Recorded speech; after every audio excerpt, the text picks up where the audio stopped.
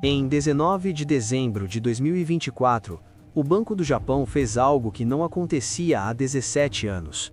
Elevou a taxa de juros para 0,25%. Pode parecer irrelevante, mas esse movimento microscópico desencadeou uma venda massiva de 6,5 trilhões de ienes no mercado de títulos japonês em uma única sessão. O que ninguém percebeu é isto. O Japão mantém aproximadamente 1,1 trilhão de dólares em treasuries americanos. É o maior credor estrangeiro dos Estados Unidos, junto com a China. E pela primeira vez em 4 décadas, os juros domésticos no Japão estão começando a competir com os retornos do exterior. Isso significa uma coisa: repatriação de capital. E quando trilhões de dólares começam a se mover na direção oposta, não estamos falando de ajuste, estamos falando de choque de liquidez global. Bem-vindo ao fim da era do dinheiro infinito japonês. O Japão tem a maior dívida pública do mundo desenvolvido, 264% do PIB. Para a comparação, os Estados Unidos estão em 123%. A Itália, considerada um caso problemático na Europa, está em 144%. Mas o Japão sempre teve um trunfo: seus próprios cidadãos financiam a dívida. Mais de 90% dos títulos do governo japonês são detidos domesticamente. Isso eliminou o risco de fuga de capital estrangeiro. Porém, há um limite para isso, e esse limite está sendo atingido agora. Segundo o último relatório do Congressional Budget Office e análises do FMI, o Japão enfrenta 3 pressões simultâneas. 1. Envelhecimento populacional acelerado. 29% da população japonesa tem mais de 65 anos, maior proporção do mundo. A força de trabalho encolhe 0,5% ao ano. Poupança doméstica começa a cair, porque aposentados vendem ativos para viver. 2. Inflação importada. O iene desvalorizou 50% em relação ao dólar desde 2020. Energia e alimentos, 100% importados, dispararam. Inflação bateu 4% em 2023, a maior em 40 anos. 3. Pressão do mercado de títulos. O BOJ detém mais de 50% de todos os títulos do governo japonês. Está preso. Se continuar comprando, a moeda colapsa. Se parar, os juros explodem e a dívida vira impagável. Ray Dalio, fundador da Bridgewater Associates, disse em entrevista recente a Bloomberg, abre aspas, o Japão está enfrentando a armadilha clássica da política monetária. Eles monetizaram a dívida por tanto tempo que agora estão presos. Normalizar juros significa falência fiscal. Não normalizar significa morte da moeda. Fecha aspas. Aqui está onde a situação deixa de ser um problema japonês e vira um problema sistêmico global. O Japão detém, segundo dados do Tesouro Americano de novembro de 2024, 1,1 trilhão de dólares em treasuries dos Estados Unidos. Aproximadamente 500 bilhões de dólares em títulos corporativos americanos e europeus. Centenas de bilhões em ações de bolsas internacionais através de fundos de pensão.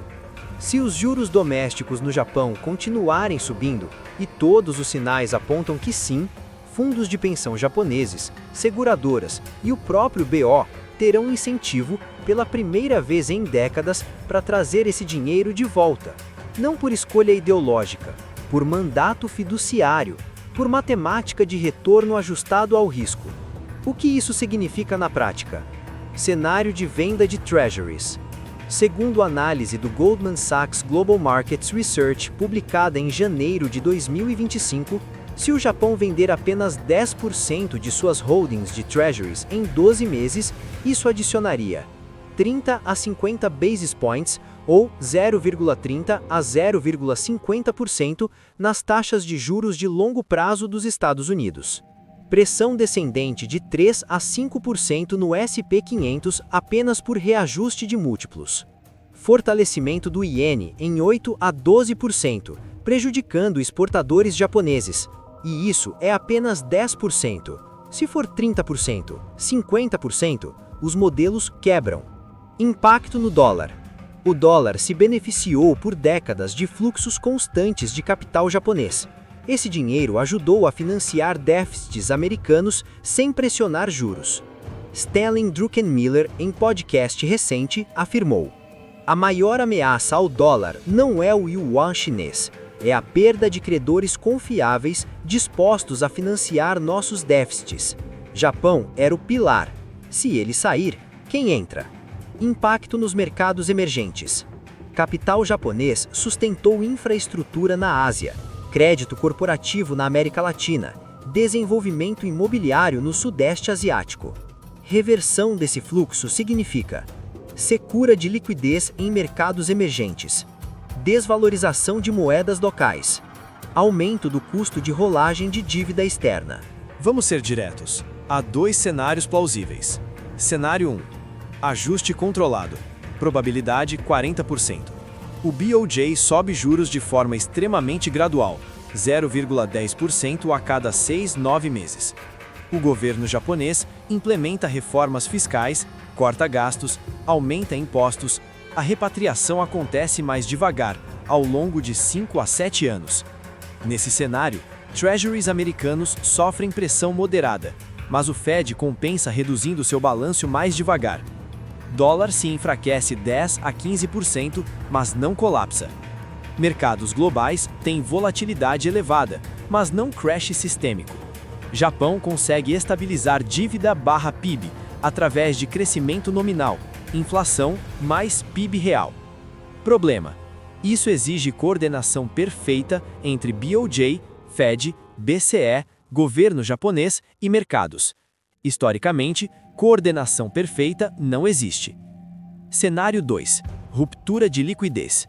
Probabilidade 60%.